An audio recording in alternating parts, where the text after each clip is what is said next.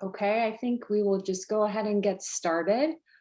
Thanks to the audience for joining us today at the UIC Global Health Colloquium. It's a monthly lecture series co-sponsored by the Health Sciences Colleges. My name is Allison Lofthouse. I'm the Senior Associate Director of the Global Health Program at the School of Public Health. And with us today is Dr. Mansha Mirza, and she's here to speak with us about building service capacity and addressing service needs among refugees with disabilities in Illinois. I encourage the audience members to please submit your questions into the Q&A, and we're gonna have Dr. Mirza's presentation, and then we will proceed with the Q&A. So a little bit about Dr. Mirza. She is an associate professor in the Department of Occupational Therapy here at UIC. She has an interdisciplinary background in occupational therapy, disability studies, and health services and outcomes research. Her overarching research agenda addresses health services innovations to reduce disparities experienced by ethnic minority families dealing with disability and chronic health conditions. For more than 15 years, Dr. Mirza has worked with refugee communities in the Chicagoland area and in a research and service capacity. She has served as principal investigator and co-investigator on a series of grants focusing on the service needs of refugees with disabilities, including grants from the United Nations High Commissioner for Refugees and the National Institute of Disability, Independent Living, and Rehabilitation Research.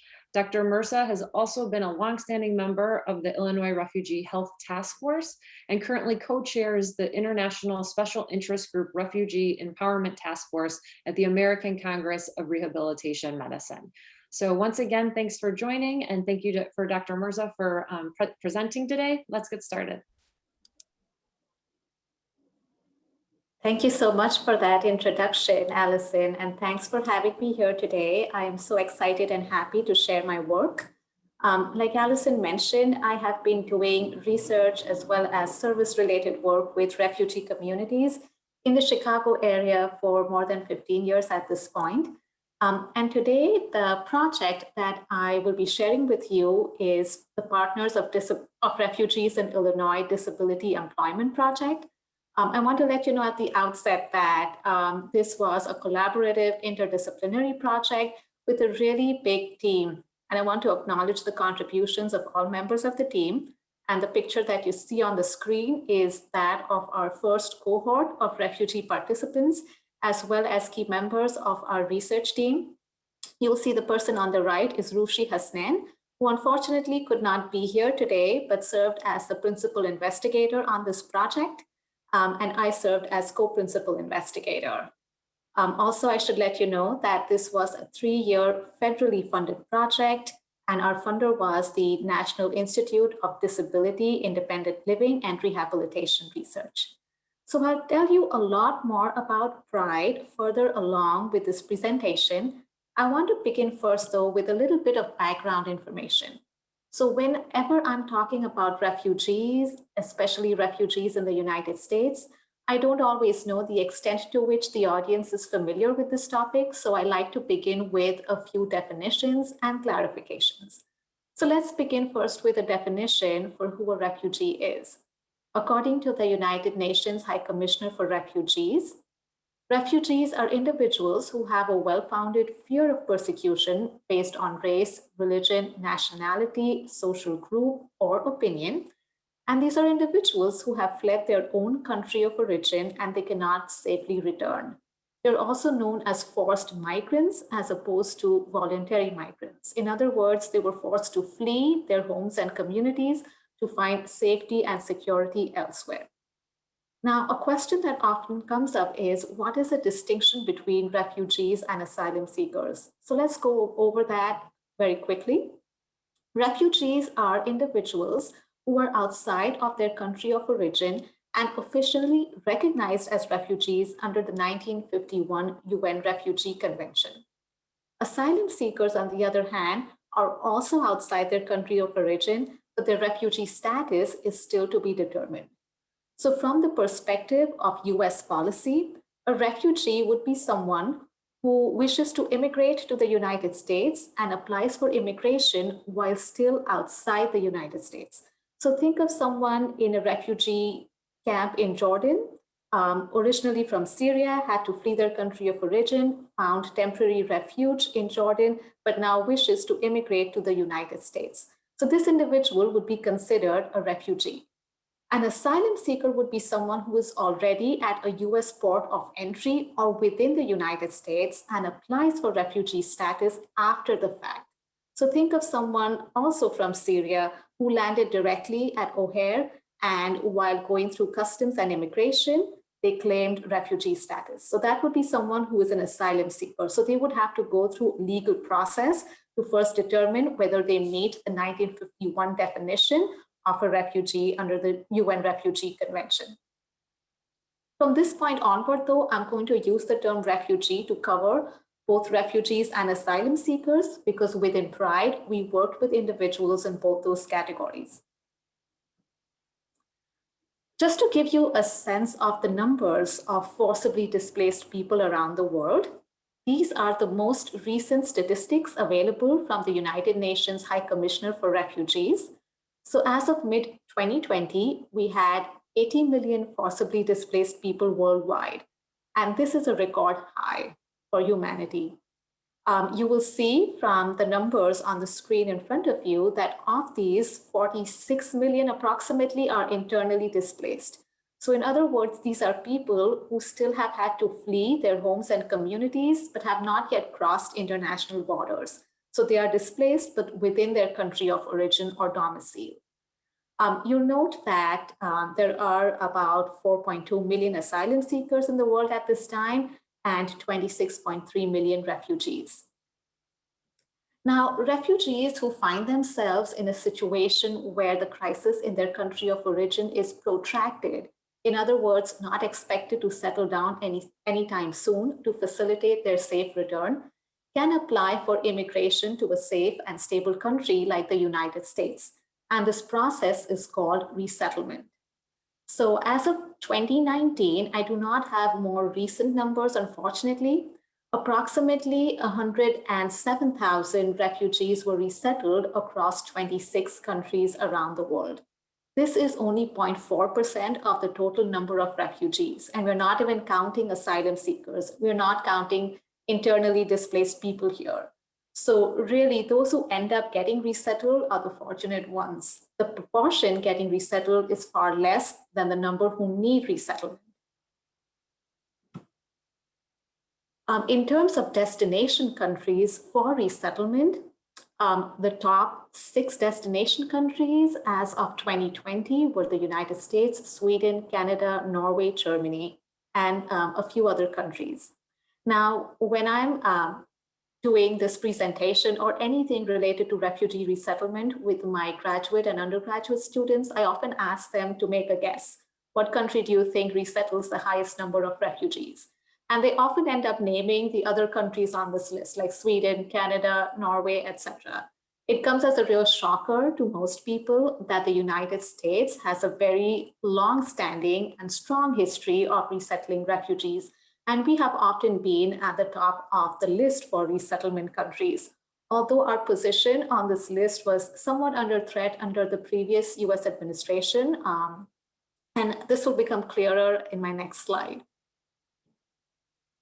So like I said, the United States has had a very long history of refugee resettlement. Refugees are resettled in this country under the Refugee Act of 1980, but the US has been resettling refugees even from before that. And so you can see that this chart goes all the way back to 1974. And you will see that the incoming refugees vary in terms of their country or region of origin based on what year they came into the United States. So I'm going to try and get my laser pointer working so I can walk you through this slide a little bit better. So you will see that, in the beginning years of the refugee resettlement program, the red bar was the most prominent, and this red bar represents refugees from Asia. So remember, this was the time of the Vietnam War, and we had a lot of people fleeing countries such as Vietnam, Laos, and Cambodia as part of the fallout from that conflict. And so in the early years of the US refugee resettlement program, we had a lot of refugees coming in from Southeast Asia. And that's why that red bar is so prominent. Moving further along this timeline, you will see that the teal colored bar starts to become more prominent somewhere around the late 1980s and continues all the way through the 1990s. So this was right around the time of the fall of the Soviet Union. So we had a lot of refugees coming in from the former Soviet Union at this time. Moving further along, you will see that the purple bar, which represents refugees from Europe, starts to become prominent in the early 2000s. So this was the time of the Balkans War, and we had a lot of refugees coming in from Bosnia specifically, as well as Croatia. You'll notice that we haven't been resettling a large number of refugees from the African continent, which is represented by the blue bar. It only started to become prominent from mid 2004 onward. From my understanding, this was the result of a great deal of advocacy by the Congressional Black Caucus. The caucus claimed that the US resettlement policy was discriminant by not letting in more refugees from Africa, since we all know that many countries in Africa at the time and even now were continuing to deal with internal strife and civil war. So as a result of their advocacy efforts, we can see a lot more refugee resettlement from Africa. And then finally, starting in approximately 2008 and ongoing until now, you will see that the beige colored bar is most prominent. And this represents refugees coming in from the Near East and South Asia. So this would include refugees originally from Bhutan, from Iraq, from Afghanistan, and Syria, as well as from Burma or Myanmar. And if you've been following the political conflicts in each of these countries, you will get a sense of why this is the case. The other thing that I wanted to point out is that you will see there was a huge dip in the number of refugees resettled in the United States between 2017 and 2020. Like I mentioned, that the number of resettled refugees reduced drastically under the Trump administration. Prior to that, the United States was resettling approximately 60,000 refugees a year. Under the Trump administration, it fell to 15,000, maybe lower.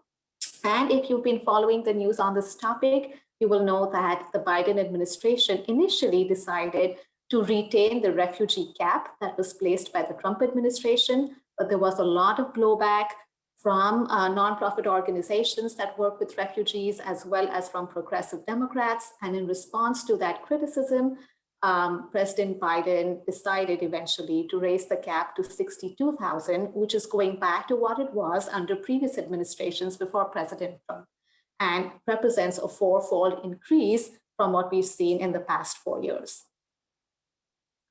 Refugees that are resettled in the United States have to go through a very long and excruciating vetting process. So these individuals are never undocumented. In fact, they are over-documented. It all begins with an application to the United Nations High Commissioner for Refugees. So you have to remember that a lot of these individuals are living in settlements or refugee camps overseas, at which point they appeal to the UNHCR to get them resettlement in a safe and stable country. The Resettlement Support Center within UNHCR conducts their own vetting process to verify the individual and the family's claim of being a refugee. After that, their dossier is prepared and transmitted to the destination country. So if they are destined to come to the United States, then their dossier will be passed on to the US Department of Homeland Security, the US Department of State, the Department of Justice is also involved, and all these different entities conduct their own vetting process to once again ensure that the individual or family claiming refugee status indeed are refugees and they have no connections with any terrorist organizations whatsoever.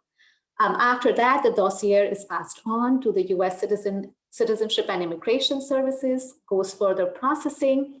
Once refugees are cleared to be resettled in the US, they have to go through medical screening. If they're lacking in any immunizations, they have to complete the immunization schedule. They have to also complete cultural orientation classes just to get more familiar with life in the United States and what to expect once they come here. A resettlement location, that is what specific town or city they will be going to, is decided for them. And that's when they get on the plane to come to the US. Sometimes this whole process can take up to 2 years.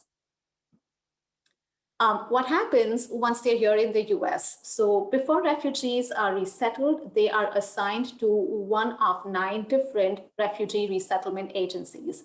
These are nonprofit organizations.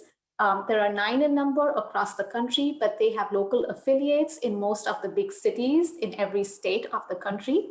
And so once a refugee or refugee family is assigned to a specific resettlement agency, it is a responsibility of the staff of that agency to make certain arrangements for them pre-arrival. So they locate an apartment for the incoming family, depending on the family size. They get some donated furniture ready for them. So if there are children, they might get pediatric furniture for them and basically furnish the apartment so that it's livable when they first come in. A staff member from the assigned resettlement agency goes to the airport to fetch the incoming family. Within their first week in the United States, the resettlement agency is expected to help the incoming family apply for Social Security, as well as temporary food stamps and medical benefits. Within their first days in the country, the family is expected to go through certain core activities. So they're supposed to finish yet another round of cultural orientations. They need to get oriented to do their own grocery shopping. They go through another round of health screenings. And again, if they're found to be lacking in any immunizations, they get their immunizations from a public health clinic. Adults are expected to register for English as second language classes. Children need to be enrolled in school. The family is also oriented to transportation, specifically public transportation within the city that they're resettled in, and they're oriented to employment-related expectations. 6 months after they've arrived in the US, they're expected to repay their travel loan. So when they first get on the plane to come to the country, they do not pay for their flight expenses out of pocket. They do that through a loan that is made available through the International Organization of Migration. So after their 6 months in the United States, they're expected to repay that loan. Within a year, they're eligible to apply for permanent residency, and then within 5 years, they can apply for citizenship. When they come in, they receive about 8 months of rental support. After that, it's expected that they will have found a job, they will be economically self-sufficient, and will be able to take care of their own needs. If someone comes in with a pre-existing serious medical condition or disability, they can get longer-term benefits as well as additional case management services from the resettlement agency that they were assigned to. And so, at this point, I'm going to now make the switch to talk more about the Partners of Refugees in Illinois Disability Employment Project. A question we're often asked is, why did we decide to focus on refugees who have disabilities? There are multiple reasons. There are a large number of people with disabilities within the refugee population, and that's understandable, right? Because refugees sustain disabilities at higher rates because of their very turbulent migration histories. Now, once refugees come into the country, they are expected to hit the ground running and find employment and become self-sufficient as early as possible. The US resettlement policy has long prioritized sustainable employment for resettled refugees. And in our previous work, before we launched Pride, the other investigators and I, through our contacts and communications with agencies here in the Chicagoland area, had noticed that resettlement agencies were great at connecting refugees without disabilities to employment opportunities, to job training, etc. But they didn't really have a good sense of what to do when they have someone come in who has a disability. And the immediate next step often was to connect that individual with Social Security benefits rather than connecting them with employment and career opportunities. And so as a result, we don't really have evidence-based strategies to facilitate employment and self-sufficiency for refugees with disabilities in the US, or for that matter, anywhere in the world. And we strongly believe that disabled refugees can contribute to the workforce and the communities they are resettled in. And Pride was a medium for doing all of that.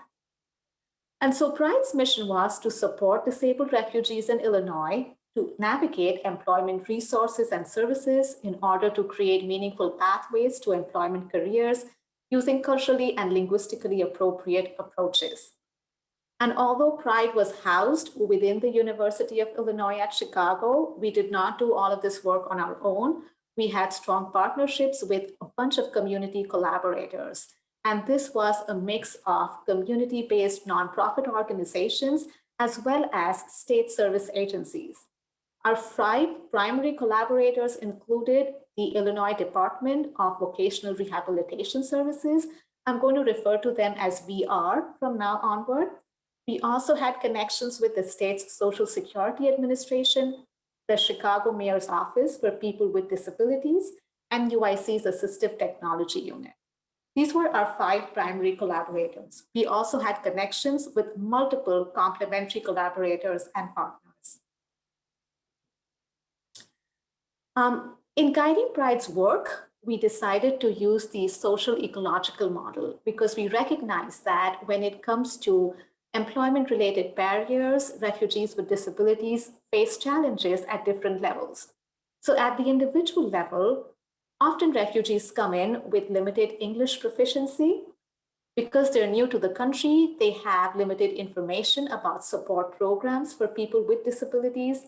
They encounter double discrimination on grounds of their disability, as well as their race, ethnicity, and their immigrant status. And they don't really have the financial literacy or the assets or startup capital to launch a small business if that's the direction they wanted to go in.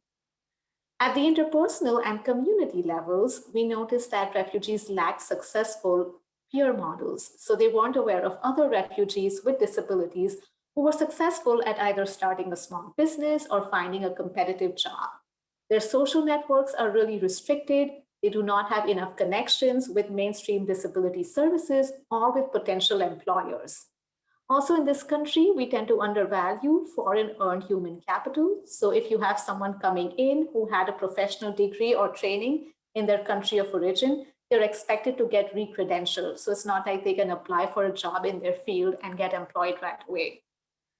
We also noticed that immigrant-owned businesses could be potential employers for refugees with disabilities, but they tended to be underutilized. At the organizational level, we noticed limitations in both the refugee service ecosystem as well as the disability service ecosystem. First and foremost, these service systems operate in their separate silos. There's not a lot of communication or interaction. When it comes to disability service organizations, we noticed limited resources to address refugees' distinct language and cultural needs. When it came to refugee services, we noticed limited awareness of disability-related issues and resources. We also noticed that refugee-owned businesses that could be potential employers often lacked information on disability-related hiring policies. So there were all these different challenges that we were up against, and we tried to address them in different ways within Pride. So at the individual level, we developed a comprehensive three-phase employment intervention for refugees with disabilities. At the organizational level, we created training modules, the purpose of which was to create disability awareness and build service capacity among refugee-serving organizations. And then at the interpersonal level, we created an information technology tool that could improve connectivity between disabled refugees as well as the different service systems that they were interacting with or needed to interact with in order to set on their pathway toward employment. In the rest of the presentation, I'm going to focus on what we did at the individual and organizational levels. So I'll begin with the capacity building efforts, which specifically involved training modules for refugee service providers. So we created 8 online modules, and these modules could be accessed through any web-enabled technology. So you wouldn't need access to a computer. You could access them on a smartphone. You could listen to them as an MP4 file or as a recorded PowerPoint presentation. And we did this because we are aware that refugee service providers are overwhelmed. These organizations are often short-staffed. So we wanted to encourage people to be able to engage with these materials on the go or as and when they found time. So for example, some of the training modules that we developed focused on things like disability rights, what the Social Security Administration can offer for resettled refugees in the country, We introduced them to the Division of Rehabilitation Services so they could facilitate connections and help their clients set up cases within DRS. We introduced them to workplace accommodations and how to advocate for workplace accommodations should they have a refugee client with a disability. We introduced disability transportation, self-employment resources, as well as access to chambers of commerce and centers for independent living, which are specifically disability-run organizations that provide a host of supports for people with disabilities. We wanted to also assess what was the effect of all of this information on the refugee service providers who did sign up for our trainings. So we specifically focused on two outcomes. One was knowledge and awareness about disability and employment-related resources for refugees with disabilities. And the second outcome was attitudes toward working with clients with disabilities. And for this, we used a standard assessment called the Social Worker's Attitude Toward Disability Scale, or SWOTS. We found that there was a significant overall increase in knowledge and awareness about employment-related needs and potential of refugees with disabilities. We found not only did the overall knowledge score for our providers who took the trainings increase from pre to post training, we also noticed a significant increase in each of those 8 modules that I shared with you on an earlier slide. We also found significant improvements in attitudes toward disability. So the scale that we used examined attitudes in specific areas as well as globally. So in terms of shifts in global disability attitude, we noticed a significant improvement from pre to post training. In terms of specific subscales, we noticed a significant improvement in the cognitions and feelings subscale, but not in the practice subscale. So in other words, after participating in our training modules, the service providers had a shift in the way they thought about people with disabilities and their potential and how they could interact with them better. But they didn't necessarily articulate or formulate ways that would change their actual practice with disabled refugee clients. The vast majority of providers were satisfied with the training modules. Most of them found the modules to be very helpful. About a third found them to be somewhat helpful, and a very small minority found them to be not helpful. I'm going to now switch and talk about the individual level efforts that we made within Pride. So just to remind you, we offered a comprehensive 3-phase employment intervention for refugees with disabilities. And I'm going to tell you a little bit about each of the 3 phases. So in phase 1, we conducted workshops, and these workshops focused on disability rights, disability resources, and employment opportunities. The workshops were offered in group format, but they were interspersed with individual sessions. And during these individual sessions, we tried to get a sense of what each individual refugee participant's interests are in terms of employment. What skills do they already have? What skills they need to acquire so that we could develop an individual employment support plan for them. In the second phase, they participated in something called a client-centered meeting. And during this meeting, we again helped them identify what their specific employment goals were, and we collaborated with them to identify action steps that they would take towards their employment goal. And based on those action steps, we facilitated connections between our refugee participants and some of our core partners. So let's say that we had a participant who was interested in finding competitive employment, but they were concerned that they might lose their Social Security benefits as a result of employment. So in that case, we would refer that participant to a benefits counselor within the Chicago Mayor's Office for People with Disabilities.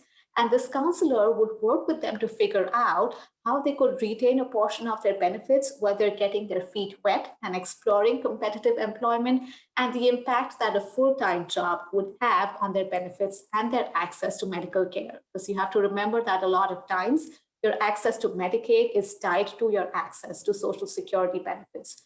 You lose one, you might also lose access to the other. And so this benefits counseling was really important. In phase 3, we tried and made connections with our tertiary partners, right? So let's say that we had someone who had a professional degree in their country of origin, and they wanted to get re-credentialed here in the United States. So then we would connect them with one of our tertiary partners called Upwardly Global that actually does exactly that, works with immigrants and refugees in order to get provincial recrediting in the United States. So these were all the things that we did through our three-phase employment intervention program. We also looked at specific outcomes related to this. And our outcomes were participants' self-efficacy related to finding their desired job. So we had them rate their self-efficacy on a numeric scale from 1 to 5. We wanted to get a sense of participants' knowledge pertaining to disability and employment resources in the US. So we gave them a knowledge questionnaire that they had to complete pre and post training. And if they got all the answers correct, they could score as high as 30. If they got all the answers wrong, it would be a 0. So the range of scores ranged from 0 to 30. We also assessed their perceived helpfulness of the intervention workshops, their access to vocational rehab services, because that was one of the main goals of PRIDE, is to facilitate access and make connections with mainstream disability services. And we monitored their progress with their employment-related goals over a 6-month period after they completed phase 1 of our program. Overall, 50 refugees with disabilities completed this intervention. And what you see on the screen is a sense of the diversity in our participants. So our participants came from about 15 different countries of origin.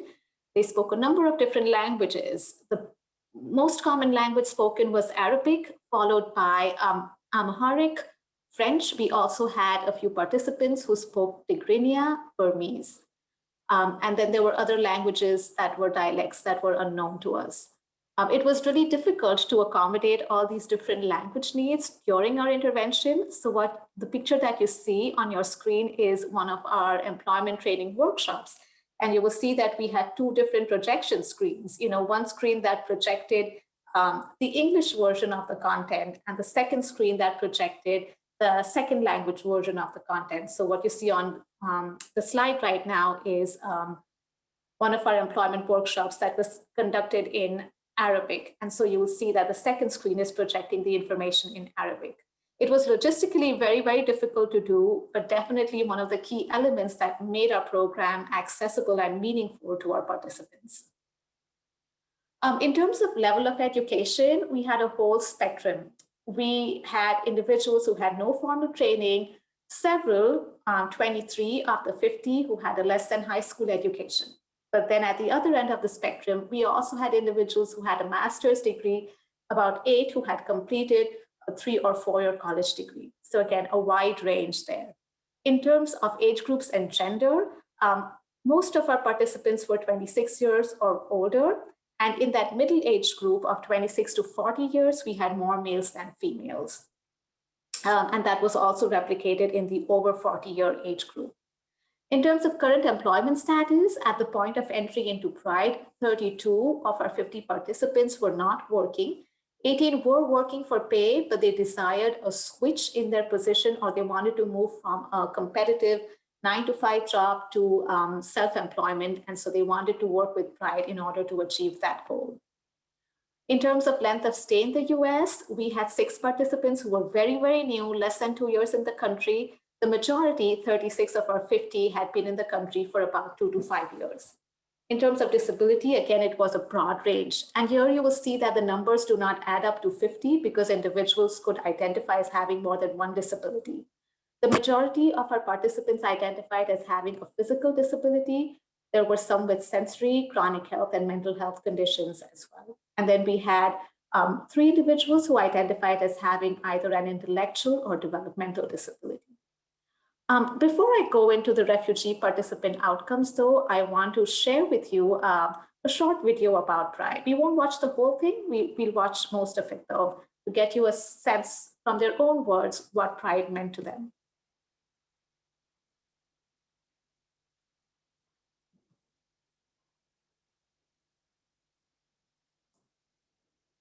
They helped me with so many things.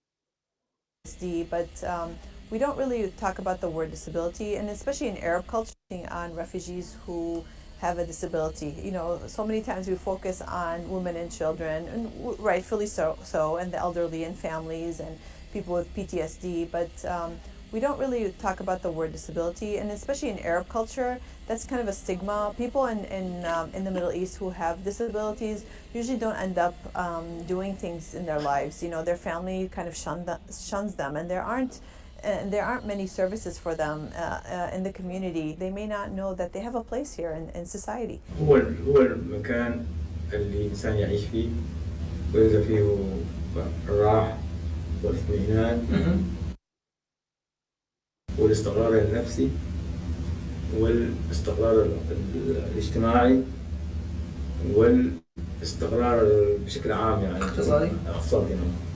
The most important category would be mental health issues. All of our clients, as refugees, they have experienced trauma, and trauma comes out in a variety of ways: depression, anxiety, and the ability to make kind of long-term decisions that, like about employment, for instance, and so they particularly struggle with employment and vocational training and those kinds of things. برايت يعني هو أكتر شيء يعني إنه يعني كان حظي حلو إنه اشتغلت معهم ساعدوني كتير، ولليوم وبكرة بساعدوني يعني بشغلات بأي شيء بحصل معي، يعني مثل مشاكل بالحياة، مشاكل بالمواجهات، مثلا عندي شغلة بالحكومة أو مشاكل بالمستشفيات، أو أبواجه بحس إنه ما معي لغة، أو إنه لساتني هون جديد إنه مالي عرفان القوانين، بساعدوني كتير بشغلات يعني، ولهلا ولا بعدين يعني أي شيء بلزمني، إن كان كاسلين إن كان يعني أنت بتعرفي كلهم يعني قدموا لي خدمات، أي شيء بلزمني بياخذوا لي إياه وبيعملوا لي إياه. أنا ضليت مقدم كتير عليها بس ما حسنت أحصل عليها لحتى الأخوة هون برايت ساعدوني فيها وحصلت عليها. I would like to think about myself as an advocate. I'm an advocate for people with disability as well as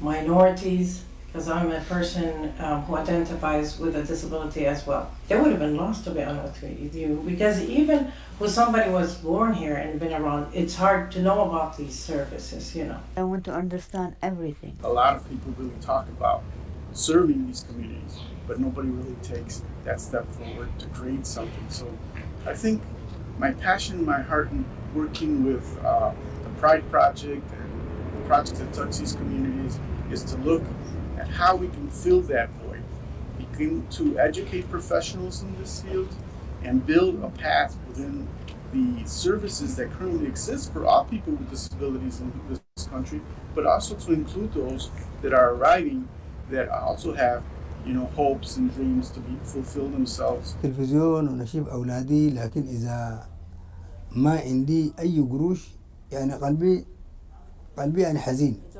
الأولاد أصبحوا يدور واحد يدور $10 يدور $5 $20 وأنا ما عندي. العمل اللي بحب التجارة. بعد التجارة بحب عمل المواشي. So I think with the help of Pride, I was able to, you know, help them assist these people as far as getting those services, because me myself, I was struggling and trying to get it for myself and my son. So I'm living the life. I think as a person with disability, I think I'm a person that the people, the refugees in Pride can identify with and relate to. You know, they can say, okay, so she has a disability as well, and she's managing, and she's getting services, and you know, it's been helping her. You know, so if it was working for her, perhaps, you know, it can work for us as well, and get a, you know, and make a life for themselves here as well. Say a great many things about the relationship between Heartland and Pride. It's been really beneficial for us as service providers in learning more about how to best work with refugees with disabilities, but also for our participants. We've had participants sort of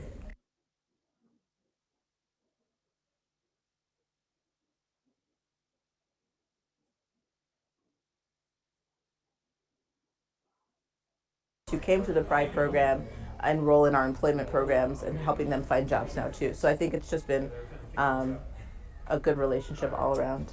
في عمل لأنه الآن جاني فهد وقاعد يحكي معاي عشان البرنامج بتاع التدريب وكذا وأحس إنهم قاعدين بجهد الآن يعني حسوا. What they're doing is to try to line up services with Social Security, with other refugee organizations, to try to line up services for people that are refugees to come to this country so that they can take advantage of the things that are possible for them. One of the things we know about entrepreneurship that it's really important that you have networks that can help you when you start your business. We talk about strong ties, we talk about weak ties, and the importance of the resources that you can access through those kinds of networks. And so refugees and people with disabilities, even domestically for that matter, typically have smaller networks than others who are looking to start a business. So that's another barrier. You can't see that, and you may not think about it right away, but it's something that is real and something, again, that Pride can help with by providing connections to the right people. Because you owned a business in the past, and you told me that you know it will take time. It's not going to happen right away, but you'd like to start small and just go over as time goes by. Hopefully, grow your business.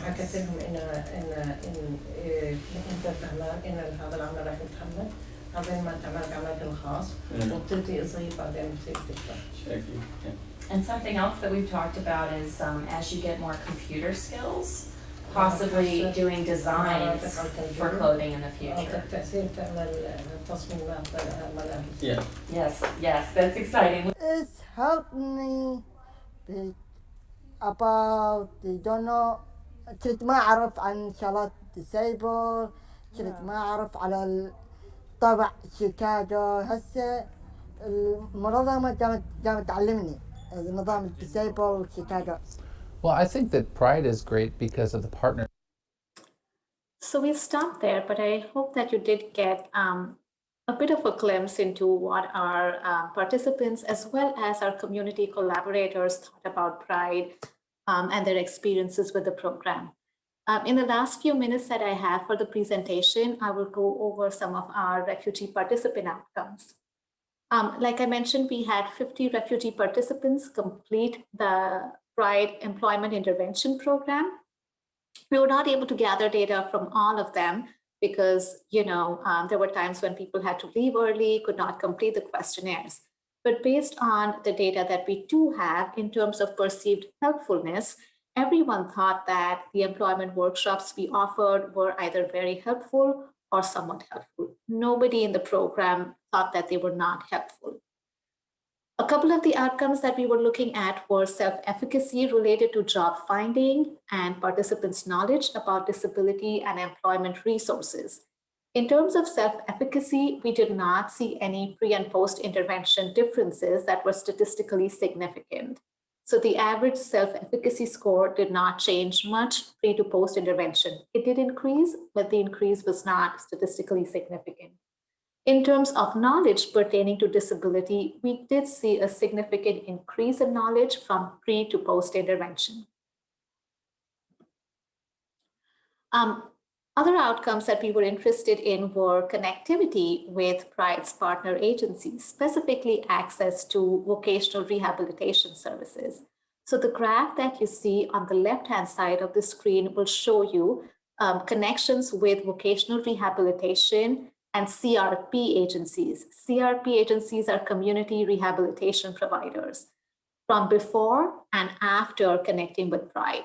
So you will see that refugee participants were connected with more VR as well as CRP agencies after participating in Pride.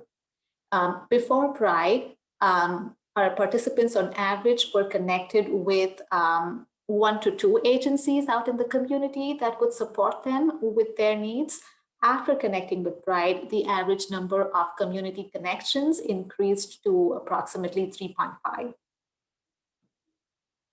We also tracked progress with employment-related goals and action steps for up to 6 months after participants completed the first phase of the employment program.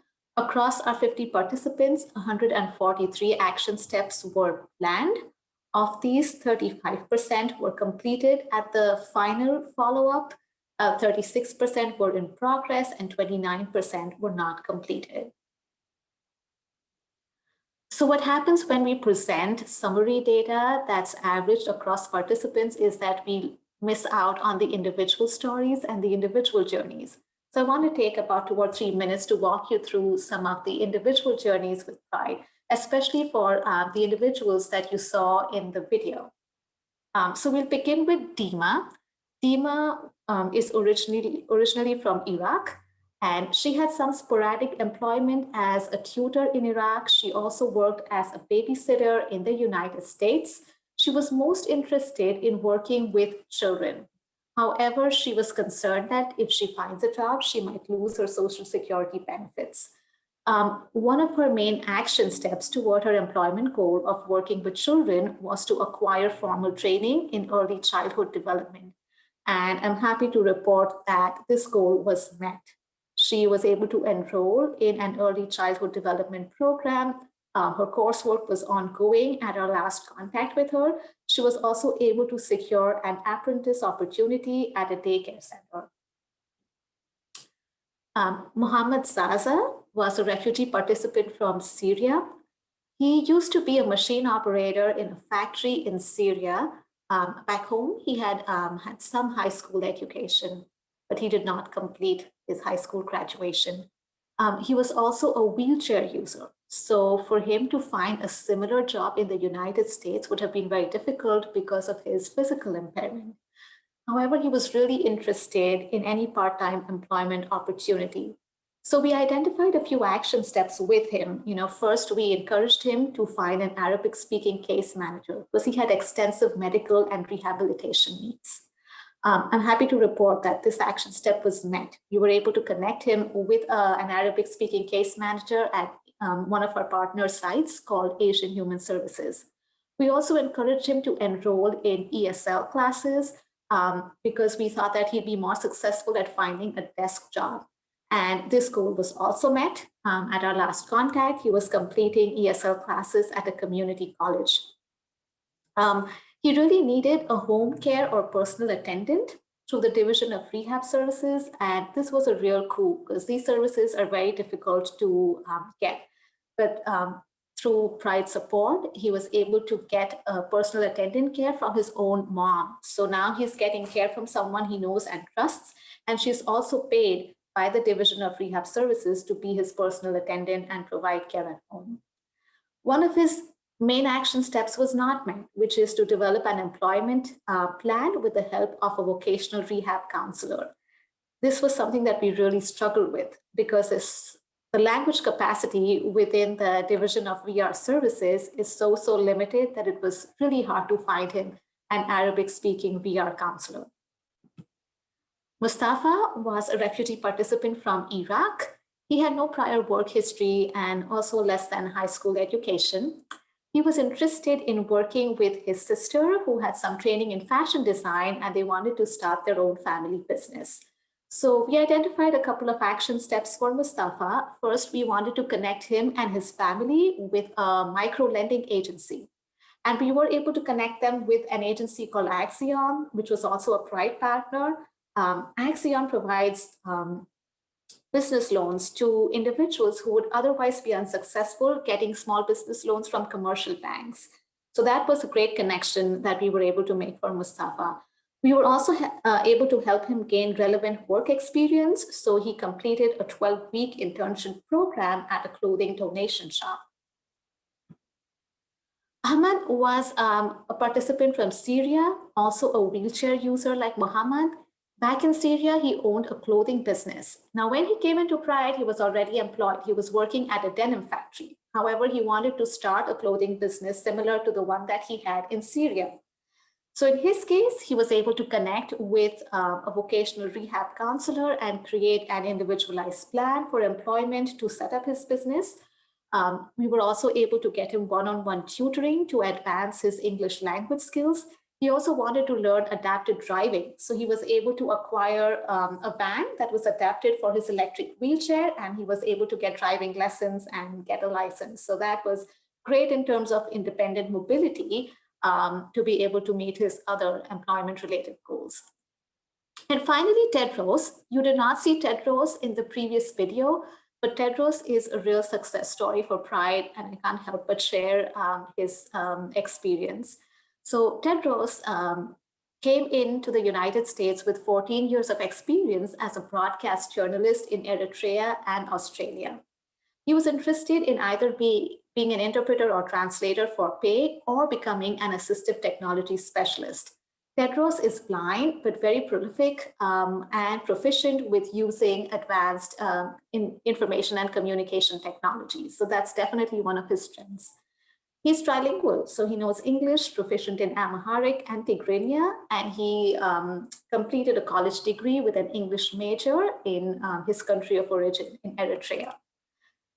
Through Pride's connections, Tedros was able to apply for a master's program in rehabilitation counseling at Northeastern Illinois University. He received grant funding that covers his tuition and fees. At last contact with Tedros, he has completed more than half of his coursework. I should also mention that Tedros was able to get employed within Pride as a peer mentor. So after he completed our intervention program, he was employed to be a peer mentor for other refugee participants within Pride. He plans to become a certified rehab counselor with expertise in assistive technology, and he is well on his way to doing that. So I just wanted to give you a sense of the different participants that we had in Pride. I think you'll notice that there were some who came in with skills that could easily transfer within the United States employment sector, and some where we really needed to work with them to build those skills. So we weren't always successful with meeting everyone's action steps, but we tried our best to support individuals as we could. I know I'm really close to running out of time, so I'm going to stop here. I just wanted to acknowledge key members of the Pride team, as well as our many volunteers, interpreters, community partners. We couldn't have done this without them. And of course, the obligatory funder acknowledgement. And I'm happy to take questions at this time. All right, thanks so much, Dr. Mirza, for your excellent presentation, for sharing your truly remarkable work. We do have some questions from the audience. The first question is from Dr. Linda Force. She's a faculty member in the School of Public Health in the Division of Environmental and Occupational Health. And she's asked, I'm wondering if you have or see a health connection with occupational health. I do. Now, we did not formally work with occupational health within Pride because we had anticipated that most of our participants would be individuals who, acquired their condition or disability prior to even gaining any employment in the US. But we had a handful of individuals that we worked with who were working in the hospitality industry.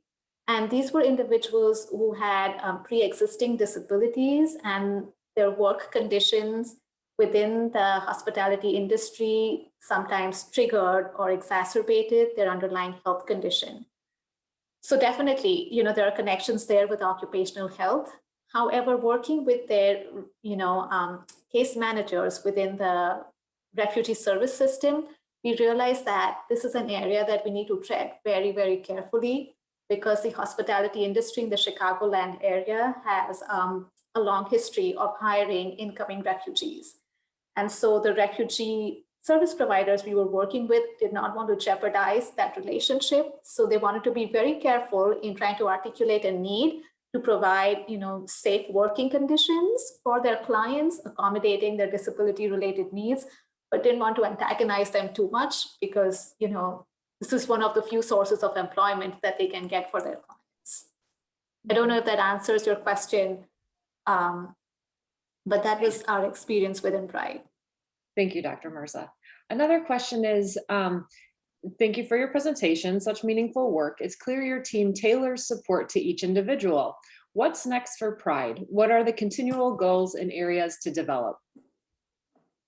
That's such a great question. So you will have noticed when I presented the outcomes for the refugee participants, I did not really present how many became employed at the end of Pride, right? I did not give you a percentage that X percentage of our participants were able to start their businesses or acquire a competitive job. And that's because from the very outset, we knew that we were up against some really big challenges. It's hard enough for people born and raised in the United States who have disabilities to find employment in this country. And so we knew that the challenges would be multifold for someone who comes from a different country with a refugee background, the lack of language skills, etc. And when we launched Pride, a lot of those apprehensions did turn out to be true, right? One of the big challenges I mentioned was just getting people disability-related services in a language that they were comfortable in. Arabic, for example, is a very widely spoken language in the Chicago area. We have a pretty substantial Arabic-speaking population in some of the Chicago suburbs. And yet trying to find a vocational rehab counselor who was bilingual in English and Arabic was so difficult. So the language barrier within the disability service system is huge. And then you think of some of the less spoken languages like Amharic or Tigrinya, it was really difficult. And we were often having to provide an interpreter, a volunteer interpreter, or an interpreter paid through Pride for some of these interactions that people were having with disability service systems in the area. So that was a really significant barrier, and one that we tried really hard to address, but one that needs constant funding. And eventually our program ran out. So that's one thing that is ongoing. The other thing we found was that, a lot of our participants were interested in self-employment. They had come in with prior business experience in their countries of origin. So that was a very common trend. And at the outset, we had actually budgeted a small portion of our grant monies to give out small business loans to our participants that would be matched by the Division of Vocational Rehab Services. So they would have some startup capital to get their businesses started. We also established connections with Axion, which is the agency I mentioned that provides small business loans to individuals who would otherwise not be successful to get them from commercial banks. However, in working with Axion and working with our participants, we realized that while the intention was there to start a business, they were just not ready to navigate all the different steps that you need to go through to start a business. So for example, we had someone who wanted to start like a home catering business, but then there are all these guidelines that they must meet related to food safety and hygiene. And so just to get them acquainted with all of that, to get them a business license, to get them to even start to write a business plan, right, was something that needed to be done. And 3 years of our project was not enough. But there was a huge interest in self-employment. And so, in future iterations of this project, this is something that we really want to build on, probably like an incubator program for some of these individuals that, spends about a year or more just to get them acquainted with what it means to start a business in a country like the United States. So there was that. In terms of concrete next steps, Rooshey Hasnain, who was the co-principal investigator on Pride, was able to secure an ongoing contract with the Division of Rehab Services to continue to provide culturally informed vocational rehab services to refugees with disabilities. So that's what's ongoing right now. Great, thank you. Can you talk a little bit about your recruitment process, both from the service provider end, how you recruited the service providers to participate in your program, as well as on the individual end? How do refugees, how do they get connected with Pride? So Rooshey and I, before we launched Pride, had already worked for a number of years with refugee service providers in the area. So we already had very good long-term connections with those agencies. And our recruitment strategy at the beginning of Pride was to just do what we do in research. We created a flyer about the program. We did some presentations at staff meetings at our refugee provider agencies that we were connected with. And that's how we got the initial word out about Pride.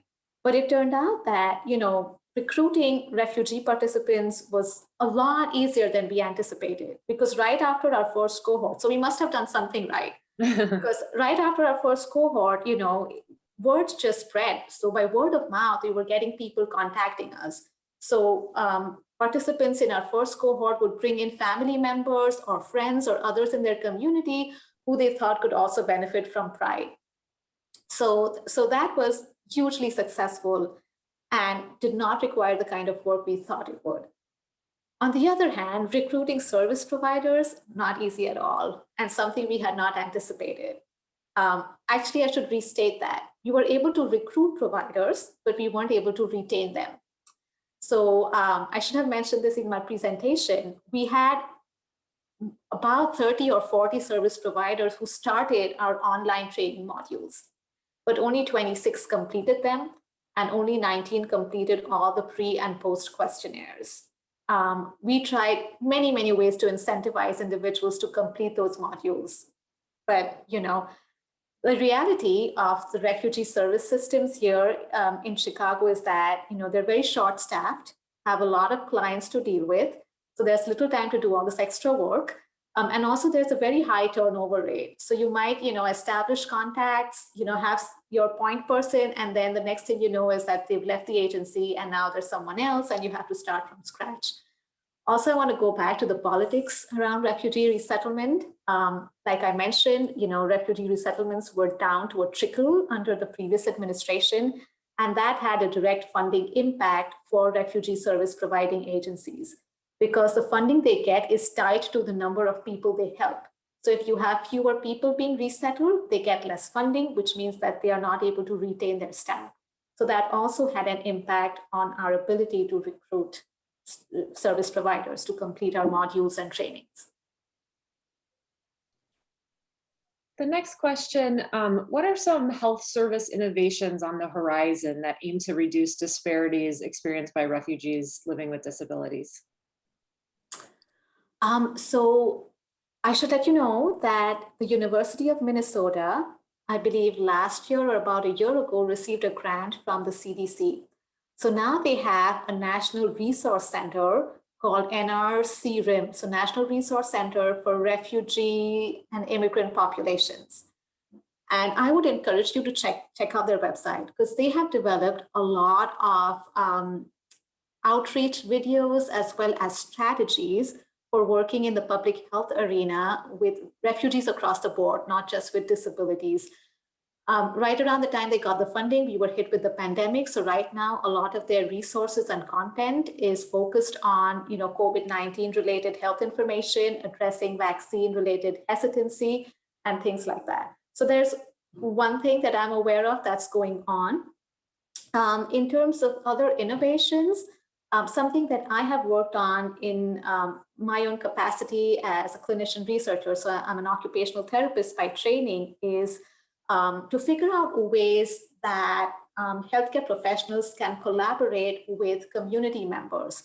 Because a successful model that we know, from the promotora or the community health worker strategy is that when you have a trusted member of the community providing health-related information and making health-related service connections, it can really work.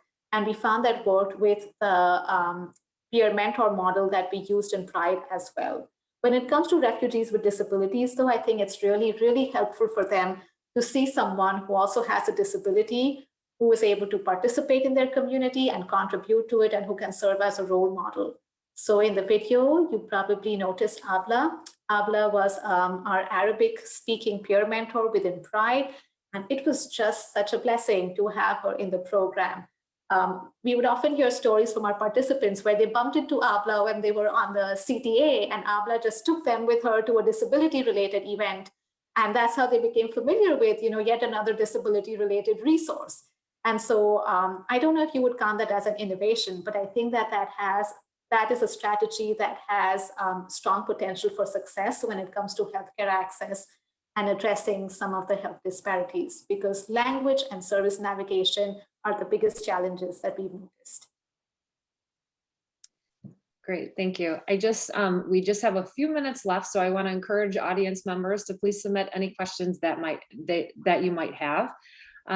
You mentioned something in your presentation. I just have to ask. You had said that refugees are expected to pay the loan that they received after 6 months of being in the country. And out of curiosity, what are the costs that these refugees are looking at? So it would really depend on the country of origin. So I can't give you a dollar amount, so just think of the amount that it would take to fly from, let's say, Jordan to the United States or Kenya to the United States. Because, there are certain countries in different regions around the world that temporarily host refugees. So for example, Jordan and Lebanon in the Middle East host a lot of refugees from Syria. Similarly, Kenya has had a long history of hosting refugees from Somalia and other parts of Eastern Africa. So it would be the price of the airfare from those countries of origin to the United States. Sometimes you can request for a waiver. So if you have someone under extenuating circumstances, let's say someone with a disability who hasn't been able to become self-sufficient in those 6 months, they can apply for a waiver.